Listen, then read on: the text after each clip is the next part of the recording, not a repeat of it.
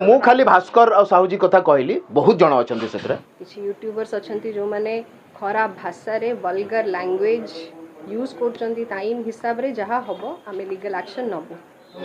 नमस्कार, ACP Anjana Tudu cyber crime police station Bhubaneswar UPD रू।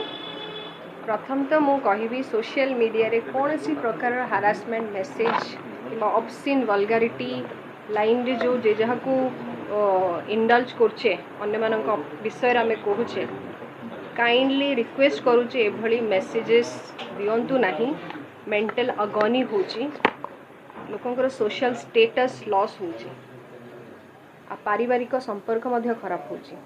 तेणु करी मु समस्त को अनुरोध करी एभली सोशल मेसेज एबेर सोशल मीडिया रे यूट्यूबर्स जो माने अछंती न जानी एभली भूल काम करूचंती जोड़ा करंतु नहीं। आज आम पाखरे मध्य एभली रिपोर्ट आछि।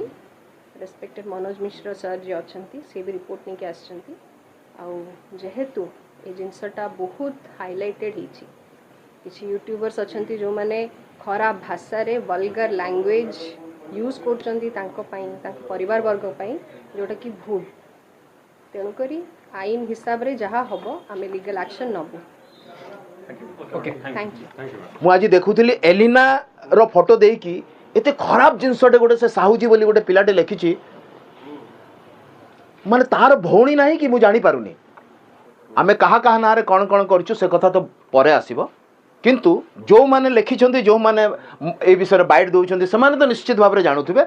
आ बाकी कौन केमती कौन माने हेइची कौन नहीं से विषय बेटर आउट के नहीं मु खाली भास्कर और साहू जी कथा कहली बहुत जन अच्छा से जो जो मान ना रे आमे देइछु एफआईआर देइछु माने कथा हेइछु। तो बाकी कथा विद्या विद्या बाबू कहबे बाकी जहाँ भी बाकी मोर एडवोकेट विद्या बाबू कहबे। देखो आज घटना पर आपण भाबिए कि एसो जिंस आगामी समय रे बंद होई जीव किछि प्रभाव पकेबो समाज ऊपर आपण एकरा पर देखो ठीक विद्या बाबू कहबे बाकी कथा लीगली कोन प्रोसीजर आपण वर्तमान फॉलो एबे वर्तमान आमे एफआईआर करिछु।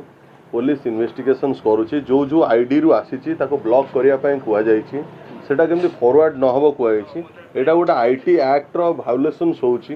पर्सनल लेवल ले जाय कि डिफामेटरी लैंग्वेज यूज करके जो पोर्टल माने काम सब करूचंदी जो यूट्यूबर करूचंदी निजको रिपोर्टर बोली कहि कि येलो जर्नलिज्म करेउ चेष्टा करूचंदी से माने तांको माने रिक्वेस्ट रहइबो से माने निजको निवृत्त रखंतु। आउ एथिरे एफआईआर रे से कंटेंशन होची से माने यह करके गोटे ब्लैकमेल करूचंदी रैंसम मागुचंदी वीडियो डिलीट करियाकू। तेणु तांको ऊपर दृढ़ कार्यानुष्ठान निया जिवो बोली हमर पुलिस टंका मागिचंती किए मागिचंती से नै एतला हेची सेटा बर्तमान इन्वेस्टिगेशन हेई सारू आपण माने जानिबेनी निश्चय उल्लेख हेची विभिन्न लोक जो जो माने ए सब यूज करिकी मीडिया को माध्यम करी यूट्यूब को यूज करिकी डिफामेटरी लैंग्वेज रे वीडियो करूचंदी विदाउट तथ्य रे से तांको विरुद्ध दृढ़ कार्यानुष्ठान निया जिवो केमति से डिलीट करिवे से अकाउंट से पते एफआईआर हेची। सोशल मीडिया आपण रिपोर्ट भी करि पारे जो यूट्यूबर माने करूछंती रिपोर्ट हेची से अनुसार एतला भी दिया हेची। बीएनएस 356 336 अनुसार एफआईआर हबो। आईटी एक्ट रे एफआईआर होची 66 67 आईटी एक्ट रे होची।